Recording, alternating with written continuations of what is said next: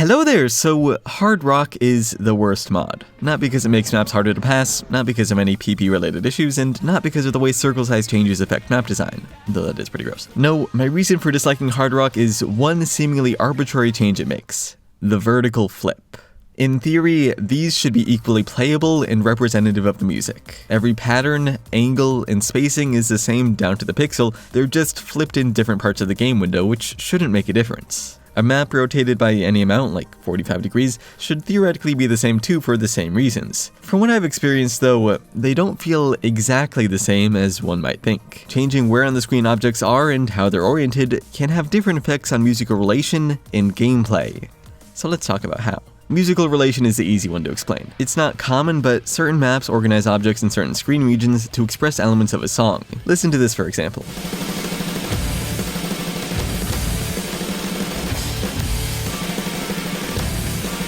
This song has some kind of fancy stereo mixing. The guitar is only audible through the left channel here, then it switches over to the right channel. It's really obvious when songs do this, so you'll usually find mappers replicating it through map design. When audio is played in the left channel, objects are placed on the left half of the screen, and vice versa. It's a cute idea that, if rotated or flipped arbitrarily, would get completely ruined.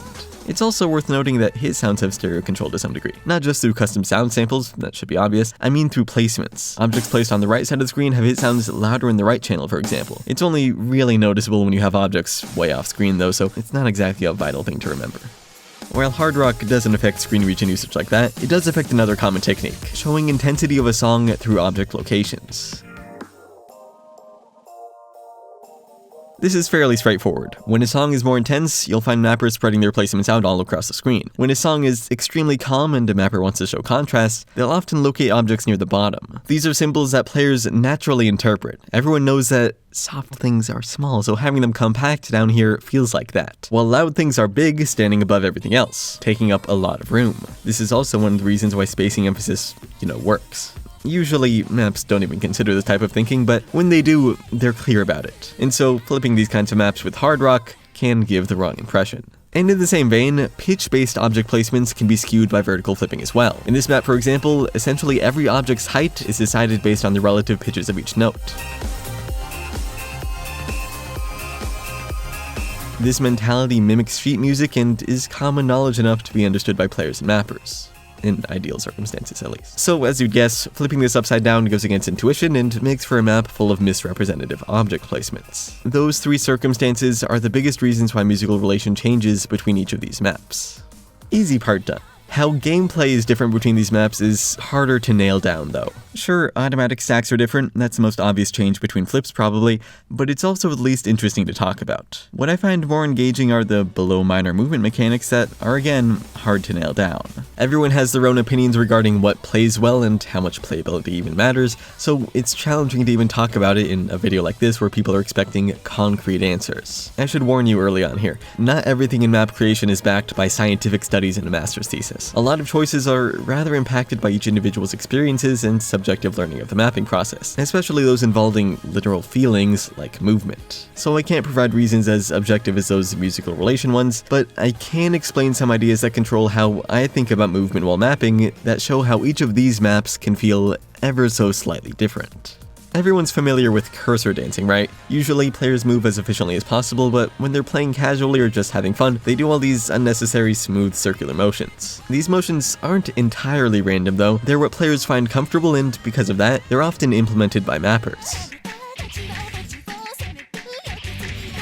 For example, these arches are a recurring movement I see. When moving horizontally between two objects, cursor dancing players often add a little bounce to their linear path, and because that's a natural type of movement, mappers can encourage it through slider motions in their maps. What you never see cursor dancing players do though is arches in the opposite direction, arches heading down first. That's because it doesn't feel as natural, and so when applying Hard Rock to a map like this, you're forced to do that less natural arch type movement that isn't at all what the mapper wanted. So again, Hard Rock sucks because it can break mapper intentions. That's cool and all, but it still doesn't answer everything. How does one arch feel different from the other when they're just flipped? When it comes to movement, we can't always think of it in terms of a perfectly round cursor moving between points. If that were the case, I'd agree that all these play the exact same. However, that cursor is handled by this, which, when grasping an input device, handles different motions in different ways. There's some aspects of this I'm sure every mapper already knows. For one, sharp angles are comfortable because of momentum. Snapping to an object makes you naturally want to move in the opposite direction because you're applying a force that way, and so sharper angles are more comfortable than wider angles. Also, circular rotation is comfortable because it's the smoothest possible motion. Nearly every map features these ideas, so they're pretty understandable, I hope.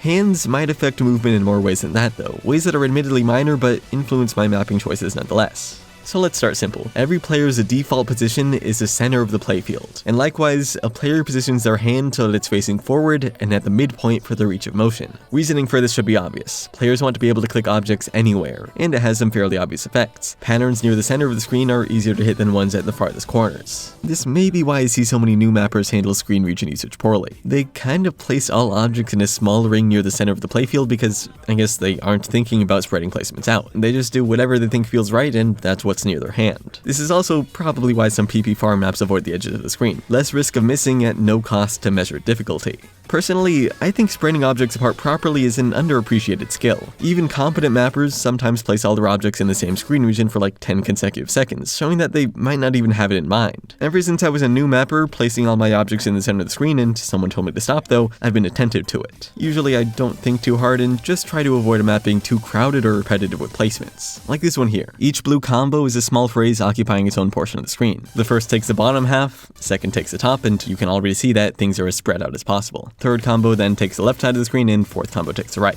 By handling placements like this, no section of the playfield is left out, and the map doesn't feel too focused on any specific region. In general, that's a philosophy I have with all my screen region usage, just with less precision usually. I think to myself, which part of the playfield have I placed an object least recently, and aim to continue the map around that area. Also, mapping with a big circle size is a decent way to become attentive of this, since if you don't keep it in mind, you're sure to end up with a mess of a map.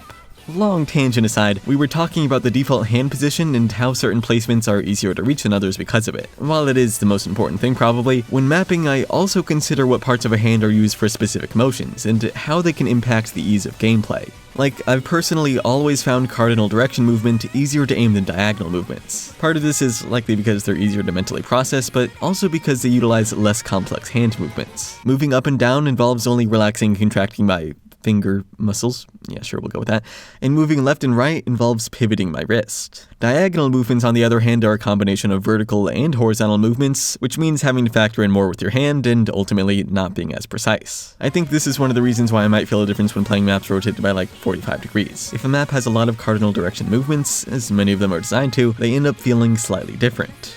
Also, I didn't even mention it, but all the maps using perfect symmetry to relate to the music get completely screwed by random rotations. The other reason why oddly rotated maps feel weird is closely related to that last point: widely angled jumps. One thing I always consider when creating widely angled jumps is whether or not I want to include a cardinal direction change. For example, these jumps move up and to the right, then down and to the right, and then up and to the right again. These ones go up and to the left, up and to the right, and up and to the left. By changing direction like this and not going just full on diagonal, I force myself to use different parts of my hand to move between each object, and I feel like I have slightly more control in doing so. Think of it like snapping motion just split into two. For horizontal movement while snapping in this pattern, you'd pivot your wrist to the left, apply a force towards the right to pause on the object, then reapply the force to the left.